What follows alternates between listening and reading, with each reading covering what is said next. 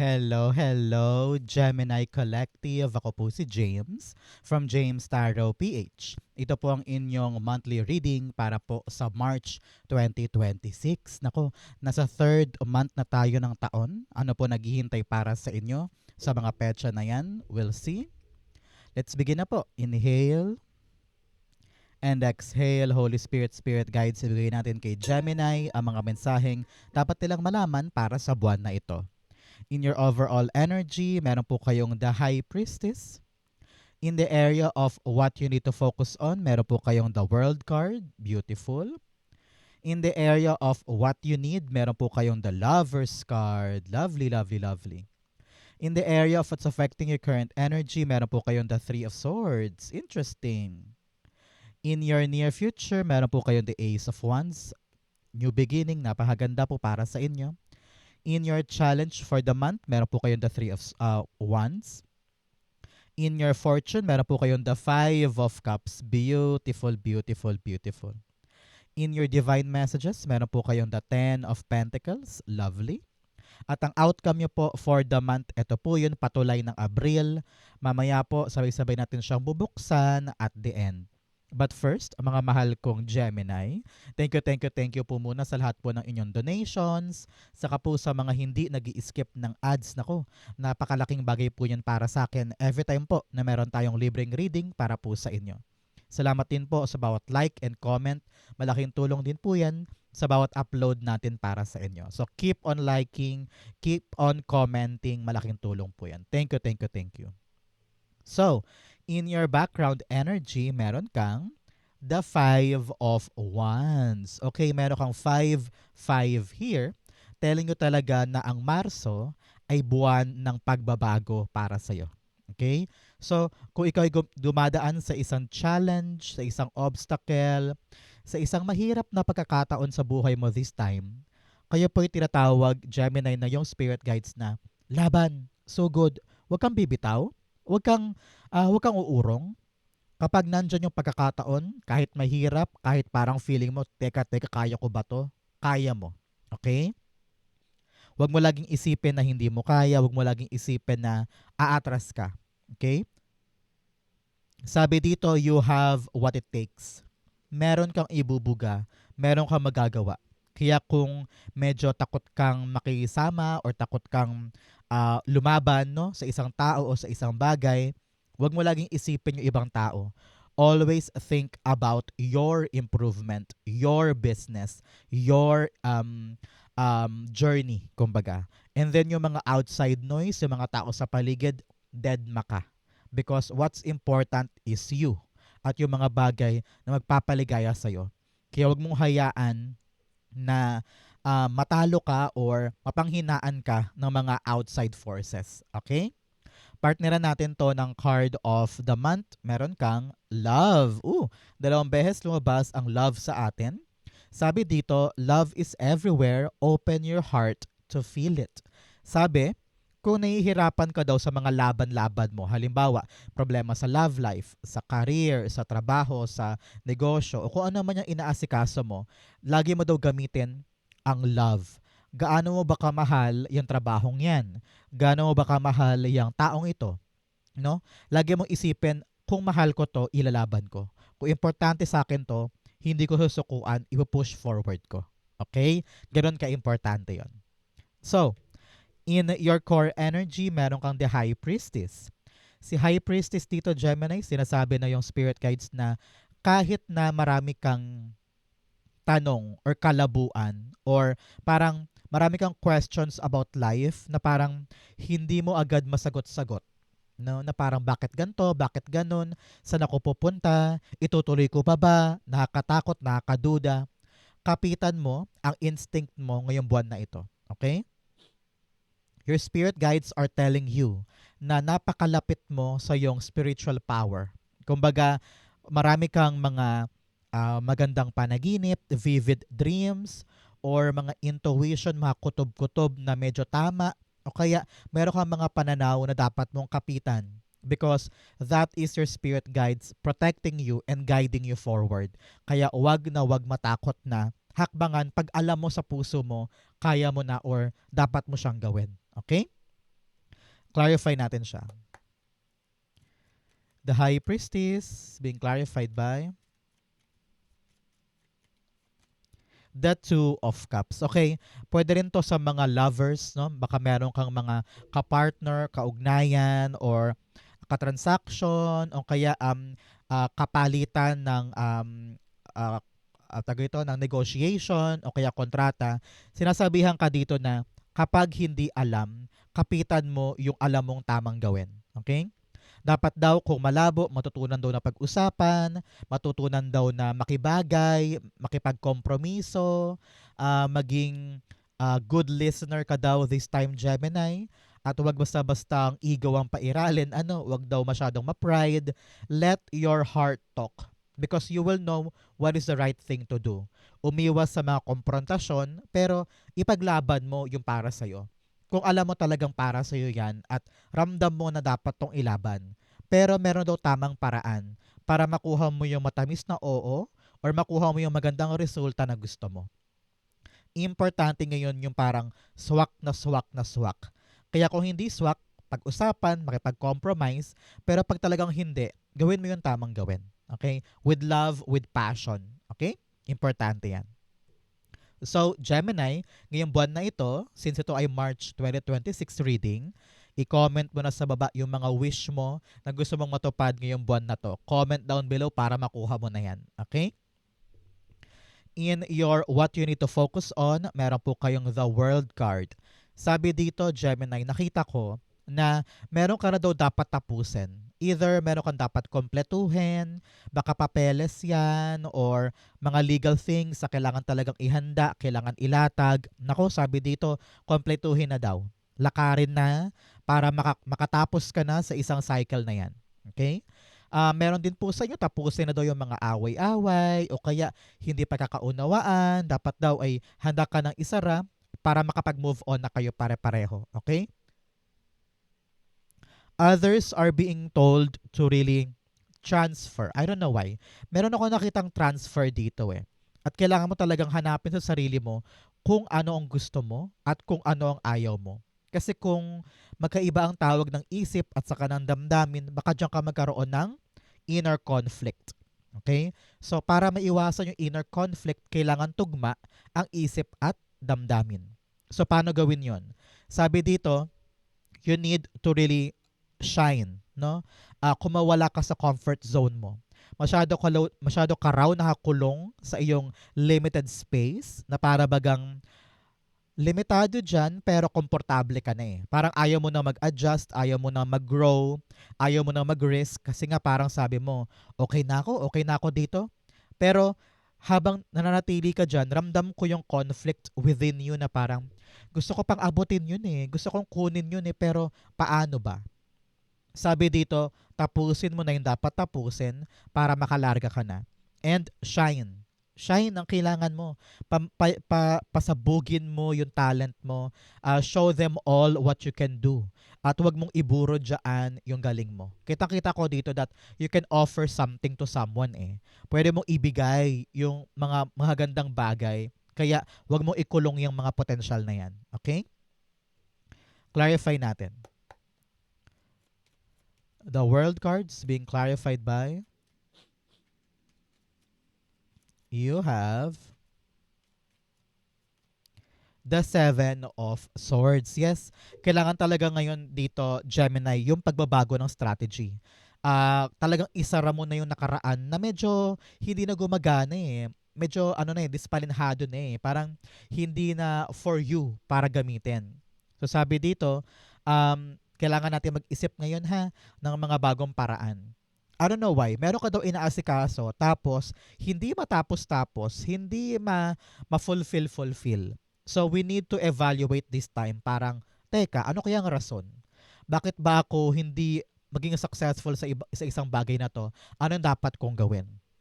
So, kapag na-brainstorm mo na yan this time, napag-usapan mo na ng family member o kung sino man concerned, doon mo maiisip kung ano yung tamang laban na bago na dapat mong gawin ngayon. Example, sa isang negosyo mo, halimbawa lang to nalulugi na halimbawa yung paresan, halimbawa. So, isip tayo ng paraan. ano yung makabago nating pwedeng gawin para maiahon natin to at matapos na yung cycle ng ganong bagay. So, you need to be really, really madiskarte this time. Okay? Very important ito, isa-isip mo. In the area of what you need, you have the Lover's card. Sabi dito na yung Spirit Guides Gemini, panahon to para linawin mo sa'yo, sa pamilya mo, sa lover mo, kung ano ba talaga yung gusto mo at pangarap mo. Kailangan daw linawin na yung mga dapat linawin with a certain relationship. I don't know why. May nakita ko sa inyo na parang hindi mo alam kung ano yung lagay nyo sa isa't isa, or meron kang ibang gusto tapos siya meron din ibang gusto, kaya parang ang labo-labo. Sabi dito, kailangan yung parehong maliwanagan. Maliwanagan sa posisyon mo, saka sa posisyon niya, para magtugma kayo. Hindi nyo daw kailangan mag-away-away or magbangayan. Kailangan nyo daw ay magkaunawaan.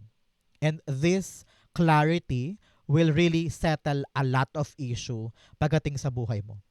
Kaya importante ngayon, Gemini, is to clear the air. Liwanagin mo ang mga bagay-bagay sa paligid ninyo at pahalagahan mo yung importante sa'yo. Okay?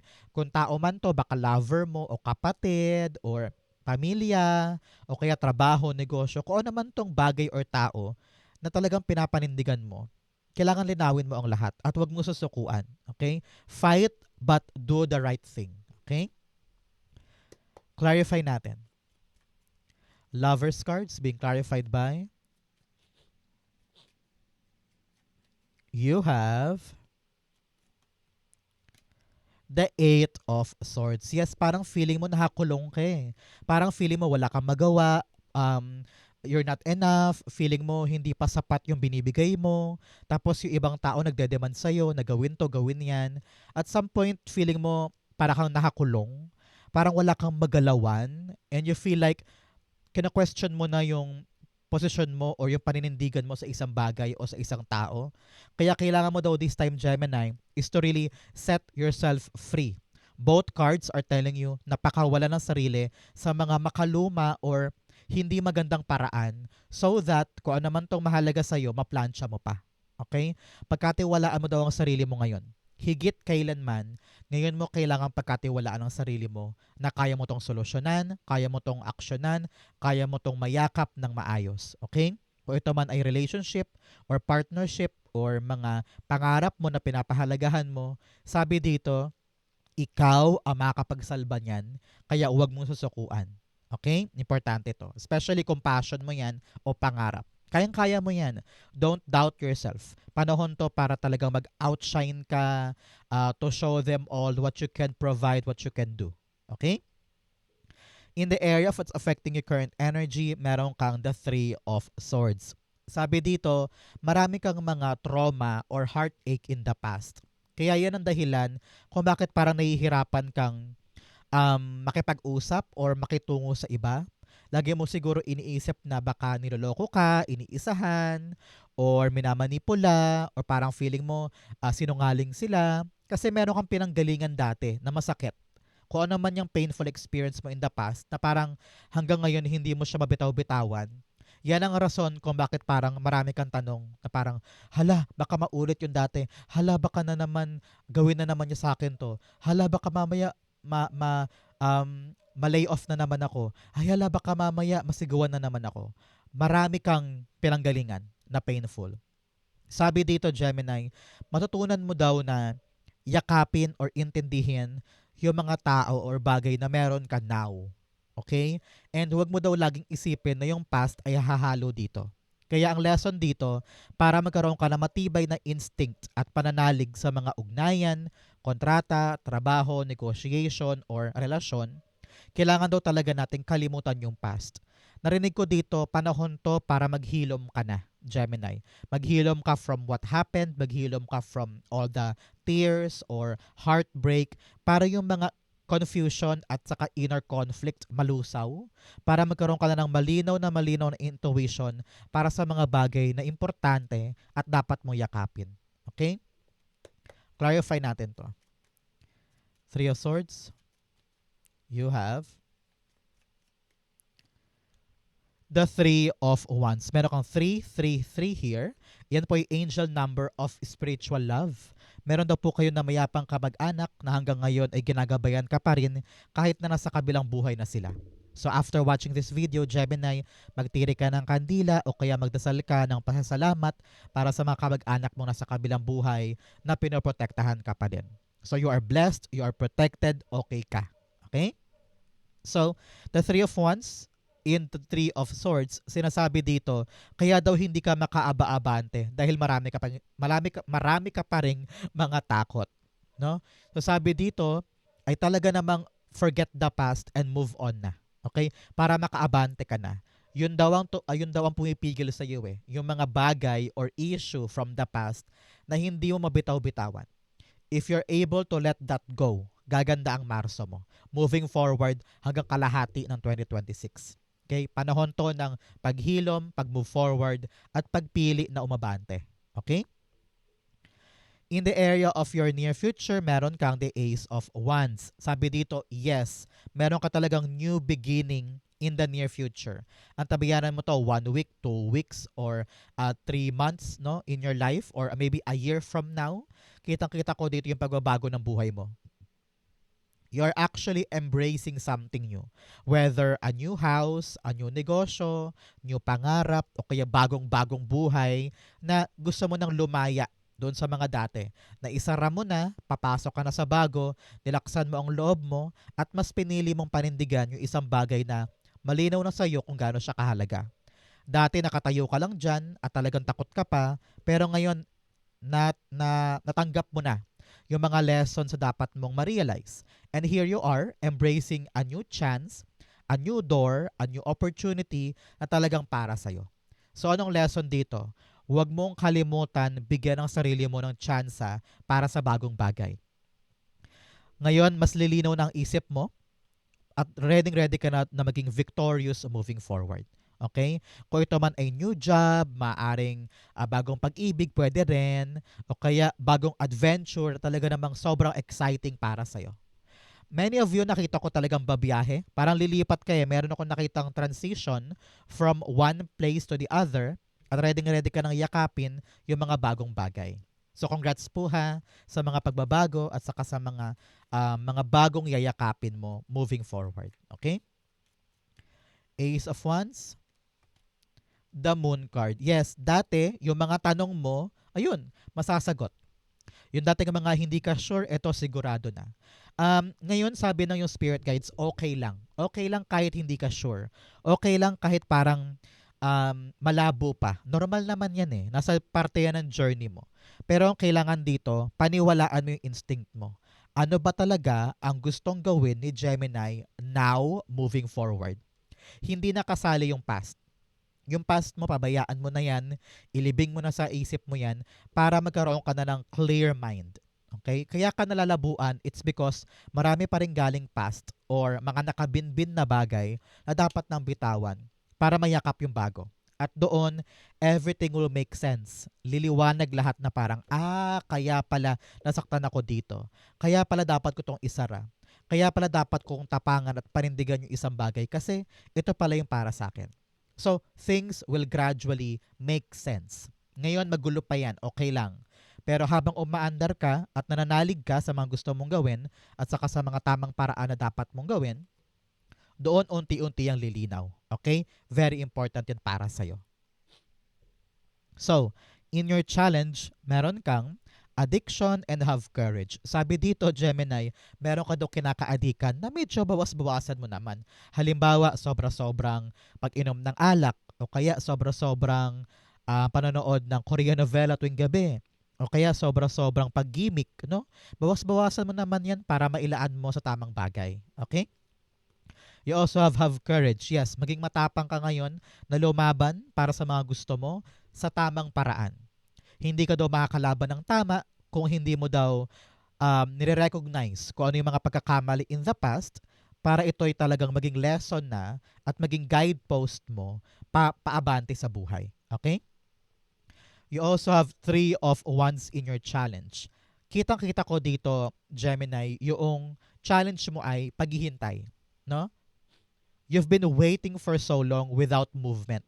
Narinig ko dito, sabi ng yung spirit guides, galaw, galaw, galaw. Galawin mo na yung baso. Galawin mo na yung pagkakataon.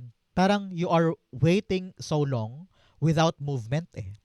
Nakita ko dito na ready ka naman, nakikita mo na parang ito yung gusto ko, ito yung pangarap ko, ready na yung mga bagay-bagay, susugod na lang ako. Pero nakahinto ka eh. Either talaga may pumipigil sa'yo from the past eh, para umabante ka eh.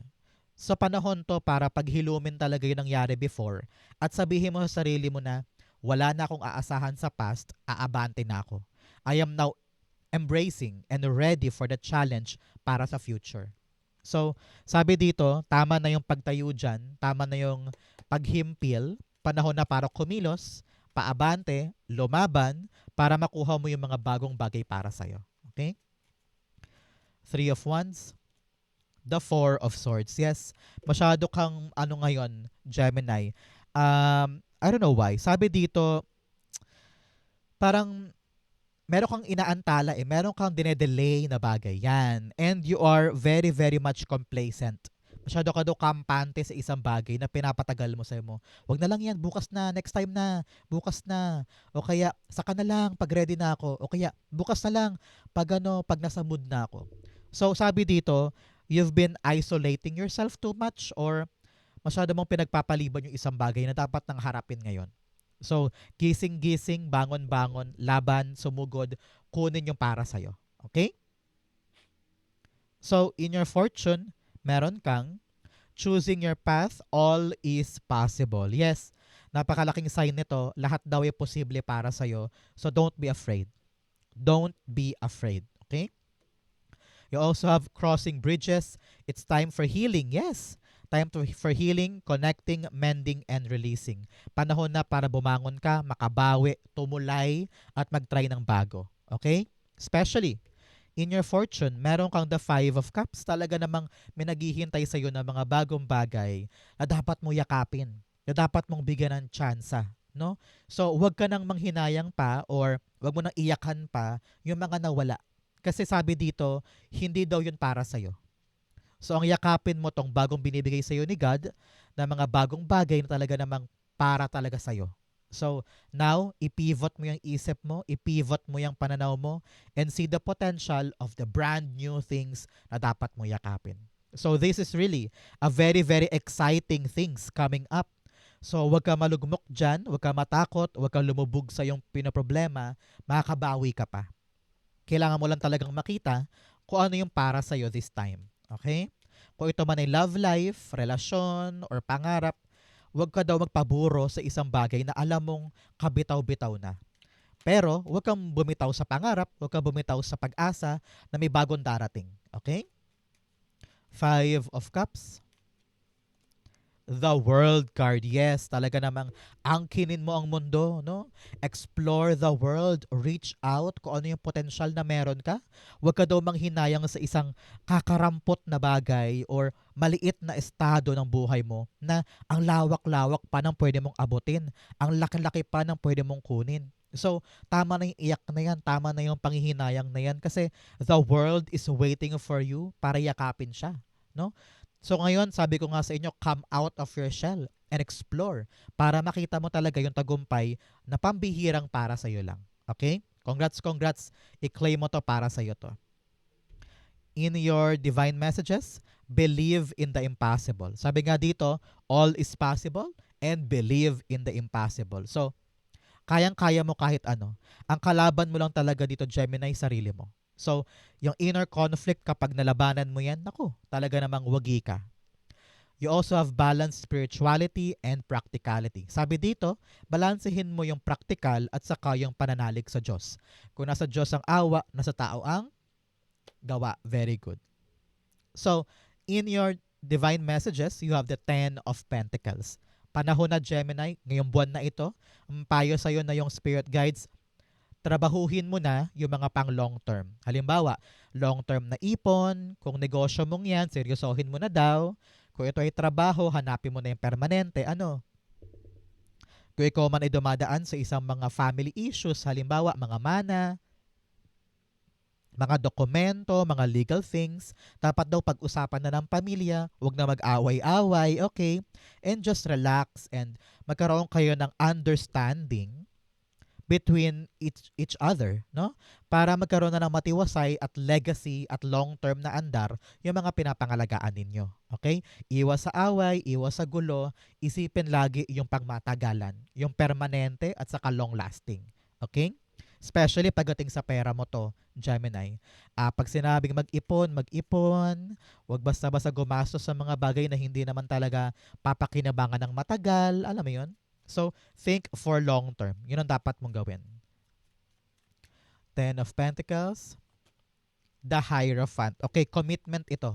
Talaga nakikita ko for many of you, naghahanap kayo ng commitment, ng committed relationship, committed na trabaho, committed na negosyo, o kaya gusto mo maging committed sa isang bagay na alam mong tatagal. Halimbawa, ngayong buwan na to, balak mo na maging committed na mag-ipon ng 10 pesos kada araw. So, talagang araw-araw gagawin mo yun. You will give your full commitment para tumagal siya.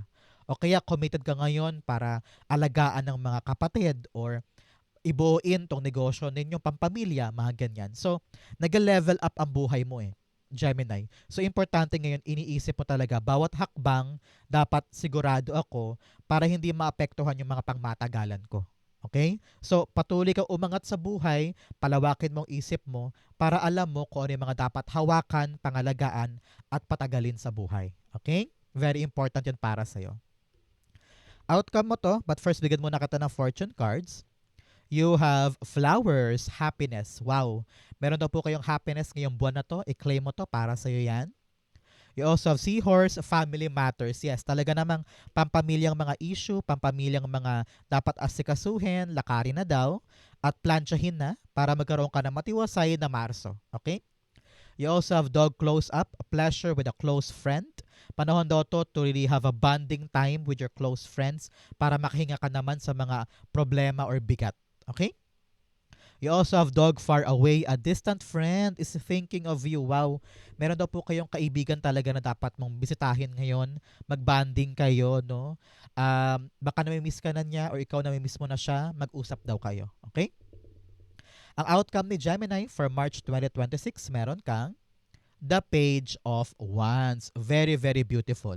Sabi talaga dito, meron kang yayakaping bagong-bago. Okay? Whether new job, new sideline, o kaya new lover, pwede din. Nakita ko dito na meron kang papasukin sa buhay mo na bagong-bago. At parang na-excite ka sabi mo, sige, try ko to. Bigyan ko ng chance, bigyan ko ng pagkakataon. Baka this will change my life for the better. So, with the confusion at talagang tug and pull, marami rin siguro sa paligid mo nagsasabing, wag na Gemini, urong ka na dyan, wag na lang. Pero ikaw nakita ko dito, nabibigyan mo to ng chance. Ready ka nang yakapin yung mga bagong bagay na maaring magbigay ng bagong saysay sa buhay mo palagpas ng Marso. Okay? So clarify natin to. Maaari ding bagong kaibigan yan or bagong co-worker or bagong passion project. Halimbawa, ngayong buwan na to, nahiligan mong magganchilyo, di ba? So maraming bago kang dapat yakapin na talagang magpapa-excite sa'yo. Page of Wands, the High Priestess. Yes, alam mo to in your inner knowing, alam mo na itong yayakapin mo, importante sa'yo. Na parang kahit anong sabihin ng ibang tao sa paligid, ramdam mo na parang this is what I want, this is what I need, gagawin ko to, kebera ko sa inyo, papanindigan mo siya. So, ngayong buwan na ito, talagang instinct ang papairalin mo. Sa pag-move on, sa pagbitaw, sa pagyakap sa mga bagong bagay, sa pagtatapos ng mga dapat tapusin, ramdam mo yan at panindigan mo yon. Listen to your intuition pagdating sa mga yayakaping bago kasi ikaw lang din naman daw ang makakapagsabi kung para sa'yo to o hindi. And you will feel it. Mararamdaman mo to. Meron kang sign na makukuha this time, Gemini, in pertaining to this new opportunity. Kaya kung naghihintay ka ng sign, darating daw yan this time. Okay? So congrats Gemini. Ito po ang inyong March 2026. Saan po kayo nakaresonate? Comment down below. Babasahin ko po yan. Thank you Holy Spirit, Spirit Guides for the clarity and messages na dapat malaman ng mga Gemini today.